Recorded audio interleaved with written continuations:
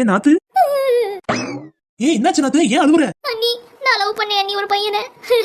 Breakup ஆயிடுச்சு அண்ணி. அடியாத்தி, லவ்வா? பிரேக்கப்பா? உங்க அம்மாவுக்கு மட்டும் தெரிஞ்சா என்ன ஆகும்னு தெரியுமா? அதெல்லாம் அடுத்தது அண்ணி. என்னால தாங்கவே முடியல அண்ணி. அவன் இல்லாம என்னால இருக்கவே முடியாது அண்ணி. நான் இப்பவே செத்துருவேன். ஏன் என்ன இப்படிலாம் பேசுற? ஆமா அண்ணி, நாங்க 2 வருஷமா போகாத இடமே கிடையாது. இந்த பக்கம் போனா இங்க ஒரு ஹோட்டல், அந்த பக்கம் போனா அங்க ஒரு ஹோட்டல். ஹோட்டலுக்கு போய் போய் அவன் எனக்கு வாங்கி கொடுத்தே பழகிட்டான். நான் வாங்கி கொடுக்கறதெல்லாம் சாப்பிட்டே பழகிட்டேன் அண்ணி.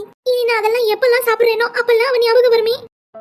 ஏய், மட்டன் வாங்கிருக்கேன், சிக்கன் வாங்கிருக்கேன். உனக்கு என்னடி சமைக்கட்டும்? அம்மா, மட்டனே சிக்கனா?